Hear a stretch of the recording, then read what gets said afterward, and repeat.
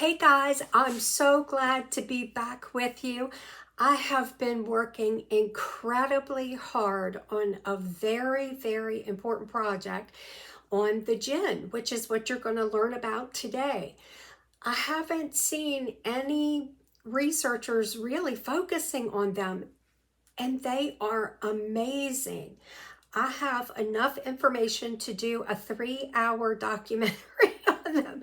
I've only been able to find bits and pieces here and there.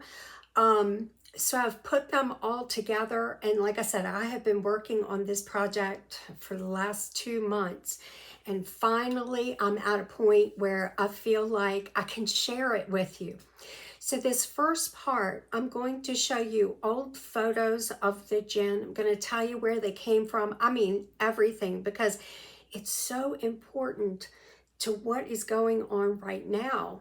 I'm seeing Jinn. I have photographs of a lot of them. So the next part is going to be my real life photos of the Jinn that I have captured and how they relate to the Fae, because guess what? They do. They relate to the Fae. There's only one person that I was able to find who was a paranormal investigator. She's the only one I have found who actually made this connection. No one else seems to have made it. So we're going to talk about it because it's going to be so important. So for this first part of the video, I'm just going to tell you all about the Jinn. So kick back, relax, get yourself comfortable and settle in, and we'll talk about the Jinn. And I'm so glad to see you. I'll see you soon. Bye. The Jinn have been a part of Middle Eastern cultures for centuries. I discovered the Jinn when one of our subscribers mentioned skinwalkers in a comment. That comment led me to shapeshifters and eventually to the Jinn. Every single person's input is very important and very much appreciated. When we listen to and value others, that's how we get closer to the truth. I think the Jinn have been overlooked because the people who know the most about the Jinn don't talk about them for fear of attracting the Jinn. It's believed that the first written information about the Jinn comes from the collection of Middle Eastern folktales known as 1001 Nights. In the West, this collection of stories is called Arabian Nights. The collection of stories was compiled into a manuscript sometime between the 8th and 14th century. A French translator, Antoine Galland, translated the original transcript into French in the 1690s. The story you may be most familiar with is Aladdin's Wonderful Lamp, or Disney's movie version known simply as Aladdin. It's speculated that the Jinn inspired the poets whose stories are included in the much-beloved collection. So who or what are the Jinn? The word Jinn predates the religion of Islam, and in Arabic it means hidden or concealed. Some have speculated that they may have been worshipped as gods at one time. Most of what we know about the Jinn comes from Islam's holy book, the Quran. And chapter 55 of the Quran is addressed to men and Jinn. Firstly, let's talk about the origins of the Jinn according to the Quran. In the Quran, the word Allah is used to depict God, so that's the word I will use in the video. Allah made the angels first out of light. They don't have free will and are bound to do what Allah instructs them to do. The Jinn were created second from smokeless fire, and in some places it says smokeless fire and scorching wind. Just like mankind, they were created to worship Allah and they have free will. The Jinn live in homes, they marry, they have children, animals, they eat and drink. They're said to eat bones and charcoal. Their animals find sustenance from the dung left by our animals. They flourish in abandoned places, ruins, and deserts. Some marry and have children with humans, and we'll talk more about that when we get to their kinds. Their lives are much longer than ours, even though time is different where they are. They are said to live between 1,000 and 1,500 years. Because they have free will, they can choose any religion that they want or no religion. They can choose to be Muslim, Christian, Jewish, atheist, Hindu, any religion, or even choose not to be a part of any religion. They will be judged at the end times just like mankind will. Our best, most complete information about the Jinn can be found in the Holy Book of Islam. According to many sources, the Quran and the revealed text should be regarded as the only source of information concerning the Jinn. There are many sources that give valuable insights into the teachings found in the Quran. At the end of the video, I will list the sources that I used to prepare this information. As I have had no past experiences with the Quran or the wonderful people of the Islamic religion, I apologize in advance for any and all mispronunciation. It's my goal to present this information as accurately and thoroughly as possible. I hope by the end of this video, you will find that not including the Jinn in our research and findings would leave a giant hole in our understanding of what's happening in the world. On the website Quran.com, under the heading Reality of Jinn, in the second sentence, the author begins with the following. Many people of modern times are involved in the misunderstanding that the Jinn are not real, but only a figment of the ancient superstition and myths. They have not formed this opinion on the basis that they have known all the realities and truths about the universe and have thus discovered that the Jinn do not exist. They cannot claim to possess such knowledge either, but they have assumed without reason or proof that nothing exists in the universe except what they can see, whereas the sphere of human perceptions, as against the vastness of this great universe, is not even comparable to as a drop of water against the ocean. Here the person that thinks that what he does not perceive does not exist, and what exists must necessarily be perceived, in fact provides a proof of the narrowness of his own mind. With this mode of thought, not to speak of the Jinn, man cannot accept and acknowledge any reality which he cannot directly experience and observe, and he cannot even admit to the existence of God, to say nothing of admitting any other unseen reality. End of quote. The Quran speaks of the earth's first inhabitants as a Jinn type called Jinn. The Jinn on earth had become power-hungry, violent, and corrupt. Allah decided that they were beyond being saved and that they needed to be destroyed. There was a Jinn named Iblis who had already passed away from the earth. Iblis approached Allah and requested an army of angels to command so he could go to earth and destroy all of the evil Jinn. Allah agreed, and Iblis, with his army of angels, killed almost all of the Jinn. The few remaining hid in the remote and desolated areas. When Allah formed his first man from clay, he called that man Adam. He told the angels and Jinn that they were to prostrate to Adam, and all did so except for Iblis.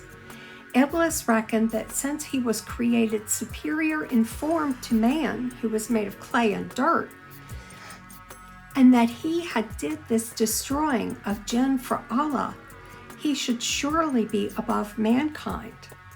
For his refusal to follow an order from Allah, he was condemned but given a reprieve until Judgment Day. He made it his mission to condemn as many of mankind as possible during this time of reprieve. Iblis was forever known as the Shaitan, or devil. He recruited others to join him in turning mankind away from Allah, and they are known as the shayateen, or devils in the plural. There are three major classifications of the jinn. The first is the flying type. The second are snakes and dogs that are called the jinn. The third type is the kind that stayed in a certain place but travels about. There are 10 specific kinds of jinn. The first is the shaitan and shayateen. As previously said, their goal is to turn mankind by casting evil suggestions into the minds of humans. Some depict them as a red color. There is also another jinn called a qareen, which translates to constant companion. One of these jinn are assigned to each person at birth and stay with the human their entire lives. While they are not considered to be shayateen, their goal is to tempt the human into doing bad things by giving the person terrible thoughts. Qareen can be turned to be good by the person's good deeds. Others feel that only applied to the Prophet Muhammad, whose qareen was turned good. The second on our list is the ghoul. People have recently reported encounters with this creature in the U.S. and abroad. It's known as a rake, and it is just as scary and dangerous as it looks. It's a shapeshifter that is said to live in or near cemeteries where it can steal and consume human corpses. It also feeds on the blood and flesh of human beings. It has been known to shapeshift and lead people astray in the desert. Next is the Jinn. When Iblis and the group of angels came to earth, they killed most of the Jinn, and the ones remaining had their powers greatly reduced. They are a shapeshifter that often appear as a whirlwind or white camel. The Jinn were the first jinn that humans met. They are open-minded about the humans and can even help humans that they feel are deserving. There are legends about them helping armies who they saw as righteous to be victorious in battles, and they are the enemy of the ghoul. Fourth on our list is the Marid. The Marid in Arabic is used to refer to giants. The Marid jinn is very large and the most powerful of all the jinn. The word genie is the singular form of the word jinn. The genie that was trapped in the lamp in the story Aladdin was a Marid jinn, and they have free will. Most likely you would never be able to trap a Marid in any kind of vessel and command him or her to grant you wishes. In today's world, that would be kidnapping, slavery, and extortion. At times, the Marid have been kind to humans and were compelled to help people. Next on our list is another powerful jinn known as an ifrit. The ifrit are enormous winged creatures of fire. Most stories portray them as wicked and ruthless. The male and female ifrit have been known to marry humans. There are also stories of humans using a magic force to enslave or kill them. The sixth on our list is the palace. They live in the desert and attack sleeping people by first licking their feet and then draining the victim's blood.